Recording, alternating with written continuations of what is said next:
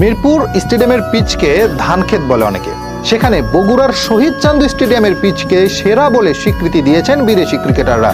কিংবদন্তি Clive Lloyd বলেছিলেন এটাই হবে বাংলাদেশের সেরা স্টেডিয়াম। উইকেটের মান বিবেচনায় তাই হয়েছে, কিন্তু দেশের অন্যতম সেরা এই স্টেডিয়াম এখন পড়ে আছে অযত্নে, অবহেলায়। শুধুমাত্র রাজনৈতিক প্রতিহিংসার কারণে আওয়ামী সরকারের আমলে এখানে কোনো ম্যাচ আয়োজন করা হয়নি। শুধুমাত্র বগুড়ায় অবস্থিত বলে করা হয়েছে এই বৈষম্য। বছরের পর বছর রক্ষণাবেক্ষণের অজুহাতে কোটি কোটি টাকা খরচ হয়েছে, কিন্তু কোনো কাজই আসলে হয়নি। অযত্নে, অবহেলায় থেকে নষ্ট হয়েছে ফ্লাড লাইট থেকে শুরু করে গ্যালারির চেয়ার পর্যন্ত। অথচ বগুড়ার এই স্টেডিয়াম বাংলাদেশের জন্য লাকি ভেন্যু হিসেবে পরিচিত। এখানে মাত্র 5টি ওয়ানডে ম্যাচ অনুষ্ঠিত হয়েছে, যার 4টিতে জয় পেয়েছে বাংলাদেশ।